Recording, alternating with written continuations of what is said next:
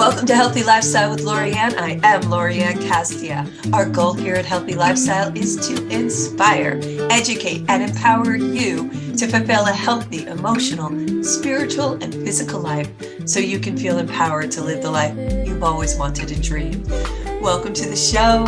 I hope you're having a great day. I am a life and business transformational success coach, illuminating and empower others to find and embrace their life purpose, live their highest vision, and forge a strong foundation to, what do I always say? Soar to success. That's right. I work with growth-minded business owners and executives to build strategies and structure while providing the support and accountability needed to make their ambitious dreams a reality. Find out more information at ldcstrategies.com. That's ldcstrategies.com. Today on our show, we have the great, the wonderful Kim Sorrelle. She's an entrepreneur, director of humanitarian organization, author, and speaker. She's dedicated a year to searching for the true meaning of love, and we'll talk about that. And guess what? She found it. What Kim learned about love is unlike anything you've ever heard before. And her award-winning bestseller, Love Is, found on Amazon.com, by the way, chronicles her sometimes funny, sometimes scary, always enlightening journey that led to the life-changing discoveries found mainly on the streets of Haiti, I think it's called, or Haiti. Not sure. She'll let us know. Kim's now on a mission to change the world with the power of love. Welcome to the show, Kim Sorrelle. How are you? Lorianne, I have been so looking forward to talking to you. You are amazing, amazing, amazing. Everybody should listen to your podcast and listen to you and hire you, and you're fabulous. So thank you. Thank you. Thank you for having me. Thank you. Right back at you, girl. I love it. I love that we're, live on radio here, and it eventually gets podcasted. So yeah, you can catch us live or catch us on the flip. So it's so good to have you. How are you? I'm doing great. I'm doing great. It's cold where I am in Michigan. There's some snow on the ground, but other than that, life is good. We had a little snow this past week and it hit the ground and then disappeared. So life is good. So let's talk about you. You spent a whole year trying to discover let's bring us back to what started this quest for you. Well, I was married to the most incredible guy. And a few years ago, I was diagnosed with breast cancer. And 4 months later, my husband was diagnosed with pancreatic cancer. Oh my gosh. And he passed away 6 weeks after that. And so I loved that man and thought I had my life laid out. You're going to grow old. You're going to be those 95-year-old people on rockers on the front porch drinking lemonade and smiling at each other or whatever it is that 95-year-old people do, right? Yeah. Walking down the beach hand in hand at 95. That's the vision. Yeah. Right. So I found myself alone and figuring out life and questioning some things. And one of the things I questioned was love. And was I doing it right? I wanted to make sure that I was honoring my husband the right way and living the right way. And so I decided I needed to figure out what love really is. So why love? Why not anything else?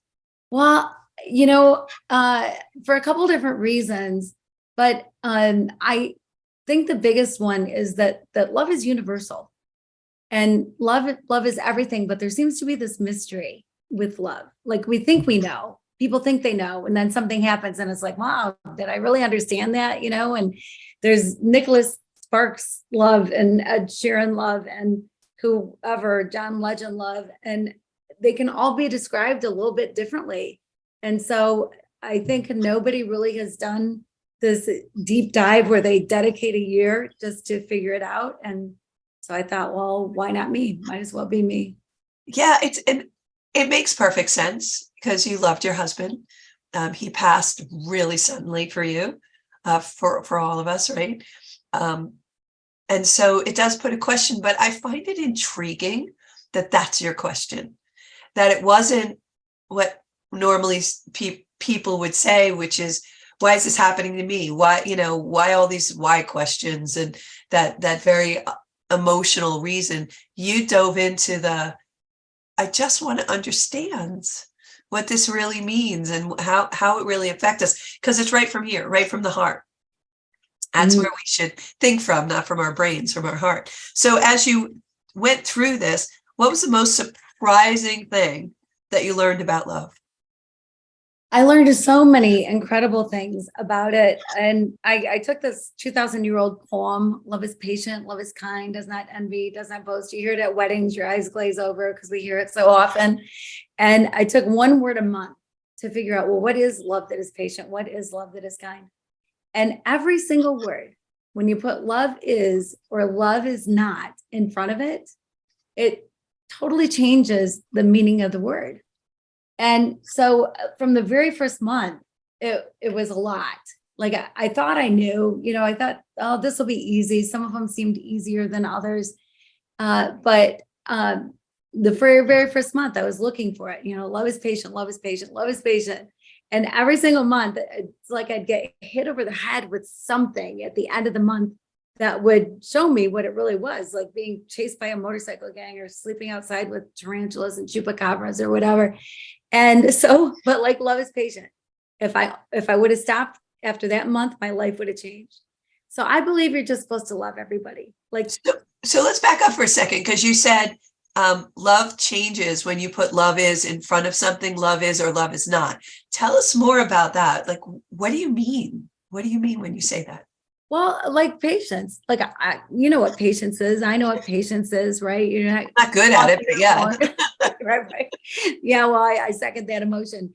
You're not honking your horn if you're stuck in traffic, whatever. But love that is patient is entirely different than that. If you love who you're with, and I just think you should just love everybody. So if you love who you're with, you recognize that this is the most important moment of your life. What's in the past is in the past. What's in the future is yet to come. This is the moment. And loving with love that is patient, you are fully invested in this moment. You are completely there for them. You're present. You're present. And I'll tell you, this took me a lot of practice. I stunk at this. Like I thought I was this great multitasker and able to think about 100 things and be fully engaged at the same time, and not true. But because I would be talking to somebody and thinking about a meeting I had later and who had to go to soccer practice and what I had to pick up at the grocery store and not really be there. But when I practiced and started doing this, my ears opened up. Like I heard things that I never would have heard before. So instead of assuming what I'm going to hear based on some label I put on somebody or what I know about them, I'm actually listening to what they have to say. Yes. Have you ever done something where you were working on something or engaged in a project or something and time just disappears? Yeah. It's not even, and then you look up and you're like, oh my God, where'd the day go? Because you're doing something that you love. You're doing something that fills you up. You're doing something that completes you at that very moment. That's what we mean by being present. It's all sense of time goes out the window because time is manufactured anyway, right? It's something that humans have put on so that we can keep momentum, and it causes structure, right? But when we're doing something we love, time goes out the window. I know when I was singing, very first time I recognized it happened. It happened a lot when I was younger, and happens still. But when I was younger, specifically, I recognized it is when I was singing in I used to be a backup singer in some of the studios in New York City. And I would sit in this little room. They would put us all in this little room. And when somebody needed, because at the time they didn't do these overlays and everything wasn't electronic. Yeah, I'm that old, whatever. Move along. So we would sit in the room and someone would call you in and say, sing this line, and they'd give you a piece of music. You go into the little box, you put your headsets on, you sing the little line, they go, thank you very much. And you go back into the room and wait for another opportunity. And you became a backup singer on all these different records. Yes, vinyl records. And I'll never forget doing that. And time would go away. It'd be 2:00 in the morning. Not even a clue. Because if I would sneak out of the little room they would put us in and go into the engineer's room and be like, what's that button for? What are you doing that for? How come you're doing that? They're like, get out, because I was asking all these questions because I wanted to learn. But because I was doing something I love, singing is just Like when I'm not happy, I sing and it puts me right in my happy place. That was something. And when I'm coaching, I'm in that scenario where I actually have to remember that it's this much time that we're supposed to be working, because I do the whole day with someone without even thinking about it. So I have to really be mindful that I have to take into consideration time. And to me, that's the definition of being present, right? That definition of love being present, being, in that space. Does that resonate? Yeah. Oh, my word. Absolutely. I mean, you hit the nail on the head. And I think it's so absolutely so true. But I think it's also something that not everybody's great at, especially when it comes to people. But people aren't an interruption to your day. And I used to have those moments when I was like, oh my gosh, I'm working on something. I've got work to do. I've got places to go, people to see. I don't have time for you, and sort of half listen. And looking back, I mean, I was not showing love to people. I was just hurrying them on, and that's not love. That's not love. Yeah. Yeah. Move along, because I have other stuff to do. It's really stopping. And there are times where I was like, yeah, just give me 2 minutes because I want to give you my full attention.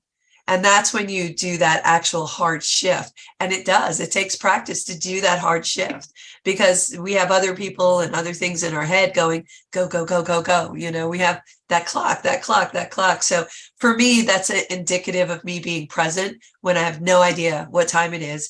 And I have no concept of anything else except for where I am. That's completely engaged. Do you find that? Yes, absolutely. Absolutely. And I love the way you said, give me 2 minutes, because there are times when you do need to hurry off. You have a meeting at a certain time and you've got to be there for it, and you are in a hurry. But at those times, to be able to say, I'm so sorry. I don't have time, and I want to give you my full attention when we talk. So can I call you later, or can we set a date, or whatever it happens to be? But instead of just dismissing people, people are the most relationships are the most important thing. People are the most important thing in your life. The most important thing. Yes. Relationships are everything. So, we tend to spend more time with our phones and computers than we do with people. And you spend time with people. Yeah. Right? Yeah. And it's unfortunately, it's a learned art now. It's like writing a handwritten letter is an art form now. But it's really important for that connection, is what you discovered, right? Mm-hmm. Absolutely. What are some of the other love is that you went from that poem? I know you went through the whole poem, but what's some of the other discoveries that you had? Well, a big one is love is kind. We know, but they're all big. I say a big one, but they're all big. Then they're also different from each other. But love is kind, and you know what kind is. You're kind. People are kind. We do kind things. We say kind things. We show kindness. But love that is kind, shows kindness, says kind things, acts kindly, with zero expectation of getting anything in return. Zero. And how often have I heard in my life, and maybe you too, oh my gosh, they didn't even say thank you. Oh, or I went to their daughter's wedding, where are they at mine? Right? yes. But the minute you do something to get something back, the minute you show kindness to get kindness return, that's not love. You're doing something to get something. Yeah. You might as well be doing a sales transaction or something. Well, and there's nothing wrong with it, but it separates love and doing something for a transactional purpose. Love isn't transactional. No, love is not a transaction. That's such a huge statement. When I give you money and you give me a pair of jeans, that's a transaction. Correct. When I give you love to get love, that's a transaction. Love is not a transaction. Love is a one-way street. It is a two-way street. Yep. It's one way. It's on you, period. Yeah. It's on you, period. You have no control over the love that comes back to you. Zero control. And so if you give love, expecting love back, you're setting yourself up for heartache and loneliness and disappointment, because people aren't going to live up to that. You give love, period. Love loves, period. Zero expectations. Yeah, no, because you create that environment which allows you to give, and if someone gives back, yay. But if they don't, it's okay, because it's like holding the door, and there's two doors in a row, and you hold the first door and expect that person to hold the second door, and it's in your face, and then you're upset about it. It's the same kind of analogy as don't expect somebody to hold that second door. Open the second door too. So yeah, it's that give back. It's that just feeling yourself because you're doing it for the right reasons, just because you want to give them the love. And sometimes they just need it. And later on, they'll give it back to you unexpectedly, because then they need to give it to you. Mm-hmm. Right? So true. Yeah. And it's a whole different feeling. It's a whole different action when you do something for somebody with no expectation of getting anything in return. Right? Unconditional. Yeah. Yes. It feels so good, and it feels so right, because love feels so good. Yeah. Love feels so right. Yeah. That's where, for me, the definition of unconditional love comes from. It's like, it's okay. I know you're having a bad day. It's okay. Mm-hmm. I don't have to feel it back, because I know, I already feel it. I already know. There's a knowing with it, and everybody has good, ugly, good, nice, ugly, good, bad, ugly people. Everybody has that. We all do. It's just a matter of where we want to spend most of our time, where on the spectrum. And that's where the love comes in. And if you're always working from here, from the heart, I think, and tell me, because you're the love goddess here, that's when no matter what circumstance you're in, get out of your head and go into your heart, and the answer will always be right. I love the way you said that. I have this love challenge on my website, and if people join, I send a free WWLD wristband. What would love do? Because if you can answer any question that way, you're doing the right thing, and which is exactly what you just said. KimSorrelle.com, right? KimSorrelle.com. Yeah, it's SORRELL.com. KIMSORRELLE.com. KimSorrelle.com. Yeah, you join the challenge. It's a lot of fun. You can sign up for it right from the website, right? Right. Yeah. Completely. Are you on social? I am Kim Sorrelle. I'm literally the only Kim Sorrelle spelled my way in the entire world, because it's so obnoxious, all those extra letters, 2 R's, 2 E's, 2 L's. But yes, yeah, I'm on all the social media channels. Love to hear from people. So yes. Yeah, that's excellent. But I love that you have that challenge. What was the toughest month for you? What's the toughest month? Oh, the one that I was dreading is love keeps no record of wrongs. Because I thought, well, you might forgive people, but you don't forget the things that happen to you. And so that month I was contacted by a man in the US to show him this water project I'd been working on in Haiti. And so I'm sure, anybody can join and help out. And so I met them over there. 8 men came from the US, and 2 of my Haitian friends, who both happened to be men, came along with us. And we went out into the countryside to work on this water project. And we got there, and it was this tiny little building where we were going to be staying. And it had 2 rooms, and each room had 4 twin-size beds. So 8 American men, 2 Haitian men, and me. But we brought a couple of cots with us. We brought an air mattress. So I'm thinking, oh, there's room. We'll make do. It's Haiti. You only go in there to sleep. It's so hot, whatever. And so after a couple of minutes, the head guy from the US called me over. Kim, can I talk to you? I'm like, sure. And he said, did you see the rooms? And I'm thinking, buddy, there is nothing else to see. And then I thought, oh, he's asking because he's going to think I want my own room. So I'll just say, well, it's okay. I'll sleep outside. And he'll say, oh, no. If anyone should sleep inside, it should be you. And I'll say, well, I don't care if there's other people in the room. And he'll say, good, because there's only so much space. So I said, well, it's okay. I'll sleep outside. And he said, oh, good. Because we've got men on this trip that would be uncomfortable with a woman in their room. Now, Lorianne, it is hot in Haiti, and I wear pajamas to bed. I don't know what anybody thinks is going to happen in the dark of the night, but I said I would do it. So I had to figure it out. So I looked around and there was this piece of plywood and it was held up by kind of these wooden structures. And I thought, well, I'll put the air mattress under that. At least if it rains, I won't get wet. But I was afraid because there are snakes and there are tarantulas and there are chupacabras or whatever's lurking in the bushes of Haiti. I mean, there are things that I thought might dismember me. You know, could I get airlifted to Miami in time? Does Haiti have the anti-venom? You know, whatever. I was afraid. So the first night I went to bed, my air mattress held air for about an hour, and then I was laying on gravel. No. Yes. And it was so loud because dogs were barking and horns were honking. And finally, sometime after midnight, that died down. Then 2:00 in the morning, the voodoo drum started. And then that went on for a couple hours. And then finally, I was able to get some sleep. First night came and went, no problem. Second night, same thing. No air, the dogs, the horns, the voodoo drums. Finally, I'm asleep. But I woke up.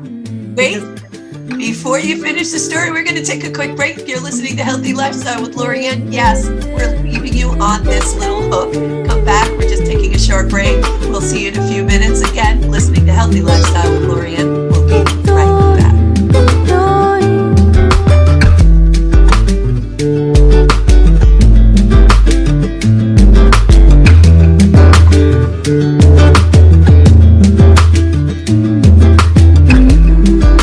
Welcome back to Healthy Lifestyle with Lorianne. I am Lorianne Casdia. If you'd like to be a guest or lift up your business, product, or not-for-profit, or if you have a question or comment, you know we love to hear from you. Email us at healthylifestylewithla@gmail.com. That's healthylifestylewithla@gmail.com. Love to hear from you. So, of course, we left you dangling with Kim Sorrelle's story, and we're here with Kim Sorrelle still at kimsorrelle.com. You want to go there. She is our love goddess. That's what I call her anyway. She has written this book called Love Is and was in the middle of this story, as you know, and we're going to pick up. So, Kim, I'm dying here to find out what happened. So first night, everything, came and went other than really noisy until midnight, and then 2 a.m. you had the drums, the voodoo drums going on. What happened the second night? So the second night, same thing. Within an hour, I'm sleeping on gravel, and there's the dogs, and there's the horns, and there's the voodoo drums, and I'm finally drifted off to sleep. But I woke up because there was something on my leg, and I was scared to death. I thought, oh my word, what could it possibly be? I didn't know if I wanted to see or not. Oh my gosh. But I felt like I had to. And so I slowly lifted my head and I slowly opened my eyes. And it was a chicken. There was a dang chicken on my leg. No way. I didn't know whether to be happy because it wasn't something worse, or mad because it woke me up from the little bit of sleep that I was getting. But I shooed it away. Third night came and went, no problem. Fourth night, again, I'm on gravel. Again, the drums, the horns, the dogs, the noise. And again, I'm dozing off to sleep. Finally, I'm asleep. But again, I woke up because there was something on my leg. And again, I was scared to death. And again, I just slowly lifted my head and I slowly opened my eyes. And again, it was the dang chicken. And again, I didn't know whether to be happy or mad. Oh, that's hysterical. But that night, we had chicken for dinner. So the fifth night came and went without incident. Everything was just fine. And I got to tell you, at first I was mad. I thought, gosh, I hope my sons wouldn't treat a woman like this. Like, I'm all about equality, but I'm still a human being. And I was being treated as less than a human being, Yeah. And I thought, what's wrong with this picture? I wasn't getting it. I was bitter. And then I realized, bitterness only hurts you. It only hurts me. They don't know I'm Isn't you? Yeah. right. Yeah. And so I decided I could not be bitter.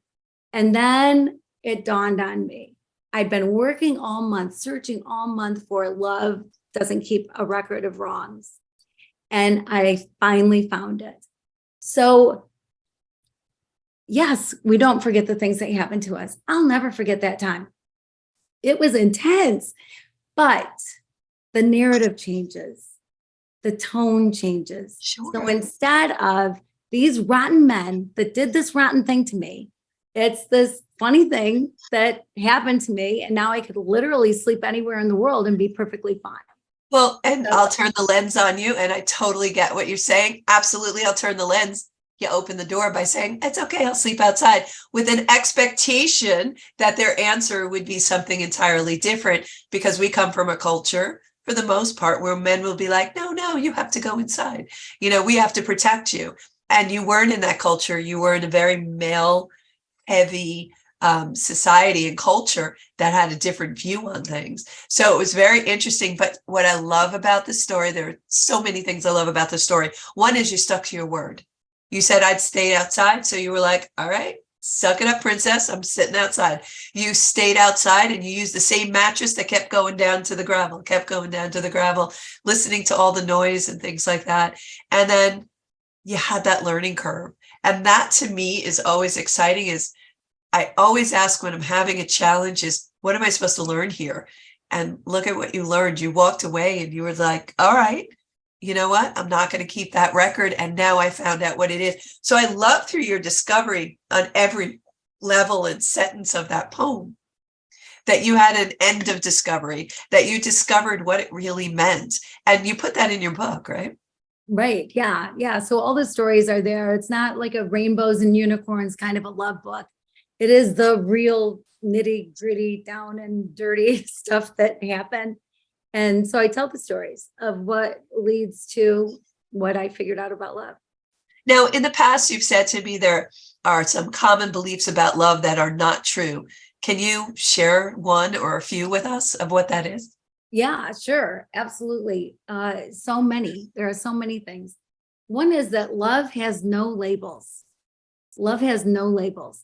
Love recognizes people as people, period. You're Lorianne, I'm Kim, right?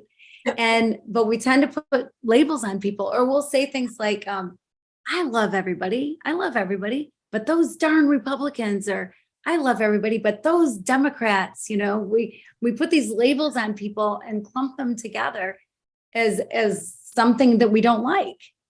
But people are people all over the world. We're all individuals. Sometimes I think about like the Mona Lisa.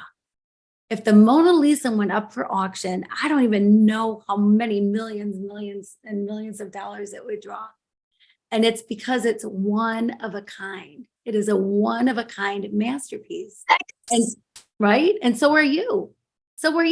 There has never been anybody who's exactly like you. There will never be anybody exactly like you. There's nobody that has walked your walk.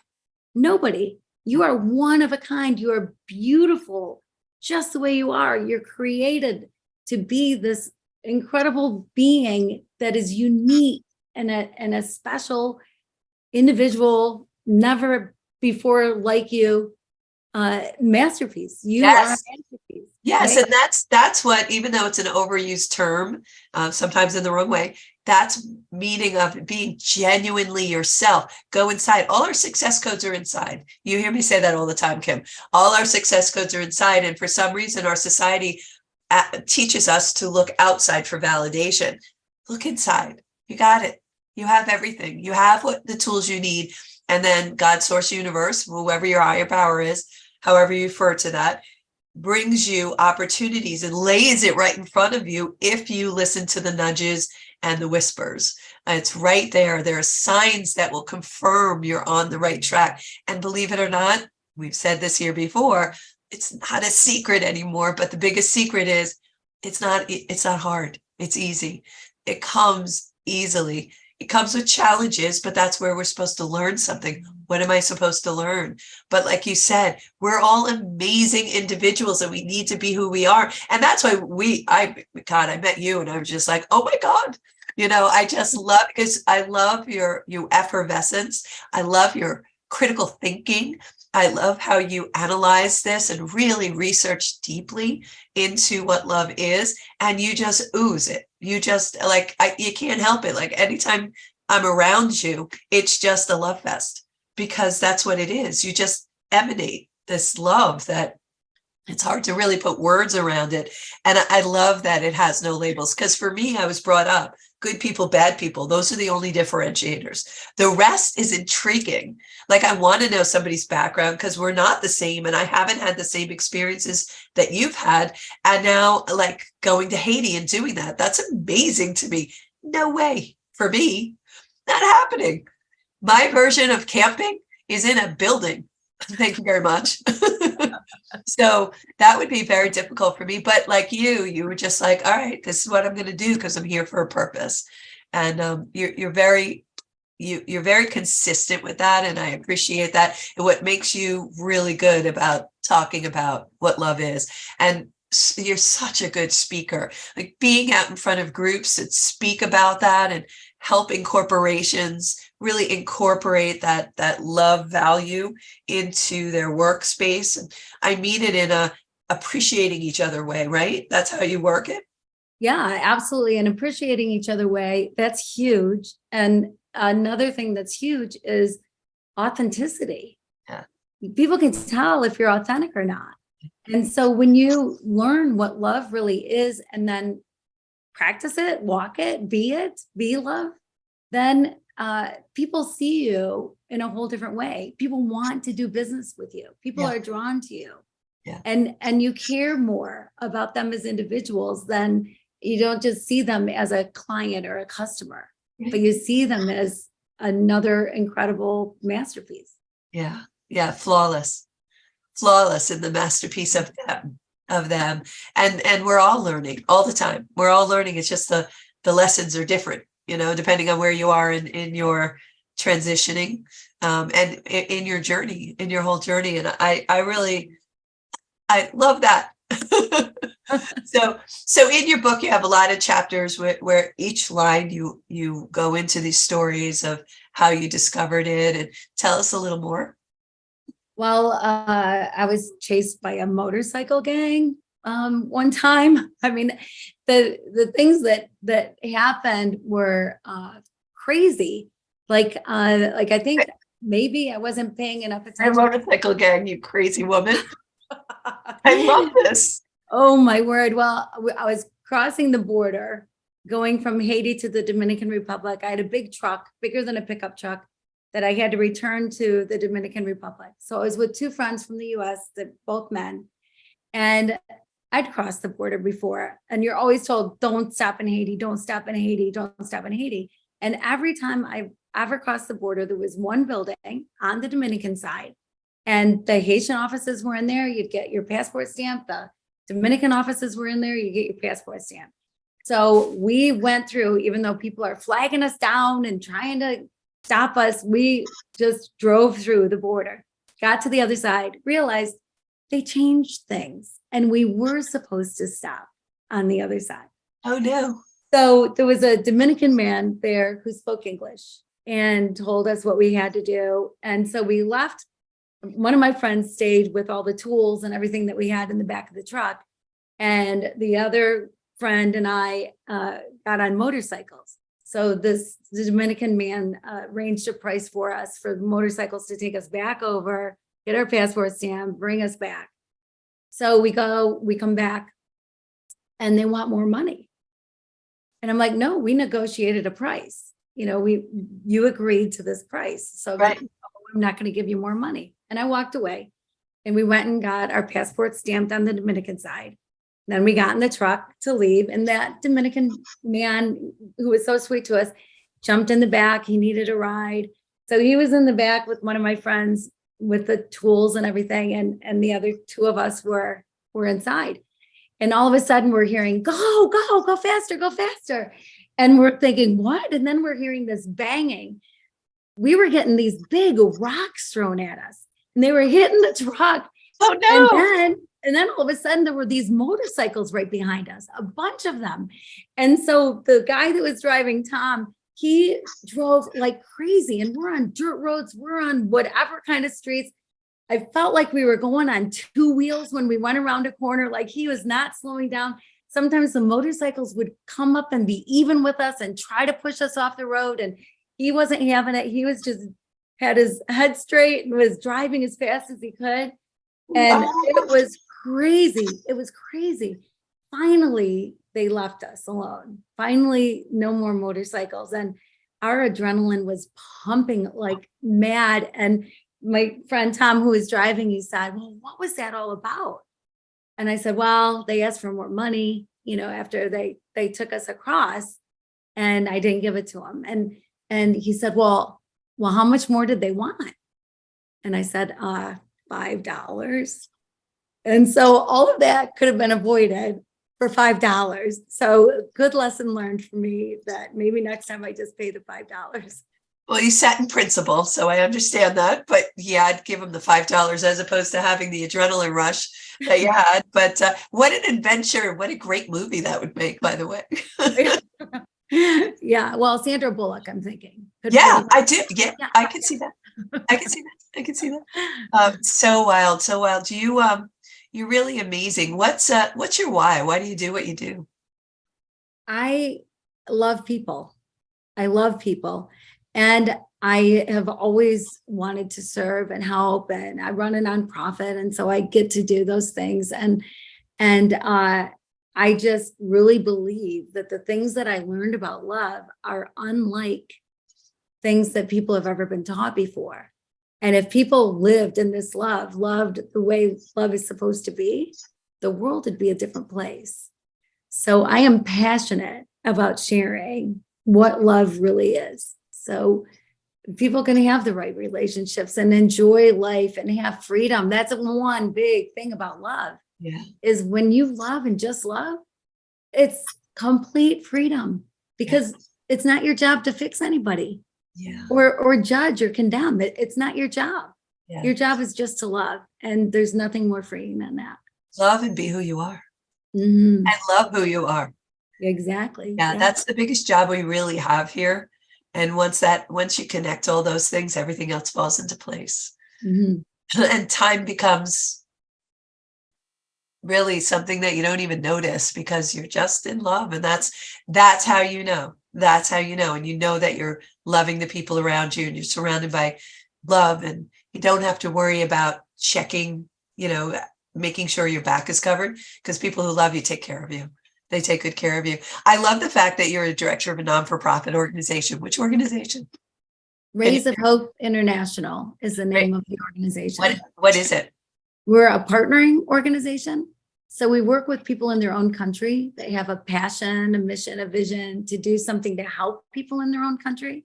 So they understand the culture, they understand the language, they understand the real need, but they just need someone to walk alongside. So sometimes that's in helping develop a business plan for a school, or, you can't have school without pencils. So sometimes it's supplies and medical clinics, you need medical supplies and you need a system set up. And so it's whatever is needed for whatever project that we get involved in, that's what we do, always leading towards self-sustainability. So they can do something where they can stop chasing dollars and just do what they believe they're called to do. Yeah, teach them how to fish, right? Teach them how to fish. Tell me how I can support you with that, because I would love to help you any way I can. I cannot believe you're a mother of 5 and a grandmother of 11. What the heck? You look like you're like 22 to begin with. So what was that? And here's the thing that really flabbergasted me, that you were basketball coach for 25 years and varsity coach for 17 years. Is that right? Volleyball, yeah, varsity volleyball for 17. That's just amazing. Just amazing. What happened with that? Well, I played 3 sports in school. In high school, I played basketball, volleyball, and softball, and know the power of athletics, learning how to be on a team and healthy competition. And there's so much that can be learned from sports. Yeah. And so I loved coaching. It was so fun to coach. I started coaching right out of high school, and it was just so fun to coach. And I still am in contact with a lot of the players that I had over the years. I was mistress of ceremonies at weddings more times than I can count, and loved every single one of them. So it's a different relationship. As you know, you're a coach. Yeah. It's a different relationship, coach to player, coach to client, than it is a teacher or a parent or anything else. It's a different relationship. And we don't stand in front. We walk next to and stand behind. Mhm. We're cheerleaders. That's what we do. And we teach them the best about themselves. That's what we're just bringing out what we already know, the success within. We're just letting them tap into it and realize what they really have. And that's the fun part about coaching for me, is being able to tap into that to somebody and saying, it's been there all along. We just had to have you open that door and recognize it, because our society actually closes those doors on us, because it's easier to move us if we're molded into their mold. And we need to stay in our mold. So being pigeonholed and all the other titles that we get is really for other people's comfort and for ease of them and what they're doing, as opposed to what coaches do, which is, no, I don't want you in a mold. We have to learn to work together, but we still need you in your magnificent self to show up, because those are the gifts that you're supposed to present to the world. And when you're not sharing your gifts, shame on you. That's not what you're supposed to do. So true. So true. And it doesn't matter if it's athletics or anything else. I mean, you are bringing out the best in people. That is your job as a coach, to support, to root for, be the biggest cheerleader, and bring out the best. And hold accountability and hold a space to allow them to push harder and to say, no, you got this, do another, drop and give me 10. It's not to be mean. It's to allow them to push through those hard times. That's where I see there's that gap right there at the top of the hill that I see a lot of people stop. They stop just before they get over that hurdle. And it's just that point when it gets really messy. You got to stay in. You got to find a way, because when you jump that hurdle, it's gorgeous on the other side. And so the people who stay in it usually have a coach to keep you going, myself included, yourself included. We have coaches to help us over those hurdles, because sometimes we can't see it. We're just too in the middle of it. I liken it to being on the coping of a pool and watching someone in the pool, and they're treading water, keeping their head above water, right? And we're out there, we can see everything else because we're not emotionally attached to the outcome. We want it to be a good outcome for them. We want it to be the outcome they want, but we can also see things without emotion attached to it. And we can let them know, hey, it's okay. Let's do this. Take that bigger leap. I know you got this, and push them along. So I love what I do. I love what you do. Your book is Love Is. It's found on Amazon by Kim Sorrelle. KimSorrelle.com to join. What program do you have going right now? 14-day love challenge. 14-day love challenge, just in time for Valentine's Day. Yes. So I'm so excited. You should jump on that. Be part of that whole thing. When you get to Valentine's Day, you're going to have a great time. I know I'm excited about Valentine's Day this year, because me, my bestie, and my honey, we're all going to see Billy Joel, and we're spending a whole we're having dinner and the whole 9 yards. And I cannot wait. It'll be a good Valentine's Day for all of us. So what are you doing? Any plans yet? I don't have plans, except that I'm hoping you have a 4th ticket. Come on, girl. Okay. You come into town, I'll get you the ticket.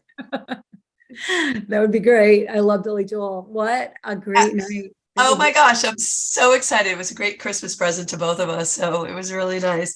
But Kim, thank you so much for being on. You are a treasure. Love Is, Amazon.com, Kim Sorrelle. Hook up with her on the website. Join her challenge and enjoy your February. Enjoy what you're doing and find the love. Work from a space of love. Kim, thank you so much for being here. Thank you so much for having me. And thank you all for being here today on Healthy Lifestyle with Lorianne. I hope we earned the privilege of your time. Again, I want to thank my guest today, Kim Sorrelle. And if you're looking for a business coach, accountability, strategy, direction, a sounding board, or someone to help streamline your business and more, or if you're not sure what you need, feel free to reach out to us at 516-983-3591, and let's see if it's a good fit. I can certainly help you soar to success. Our team is here standing by. We are here when you're ready. Thank you again for joining us today on Healthy Lifestyle. Look for our show next Saturday at 3 p.m. Until next time, I am Lorianne Casdia. Play a higher role, serve a higher purpose, show up for you, and show up big. Kim Sorrelle.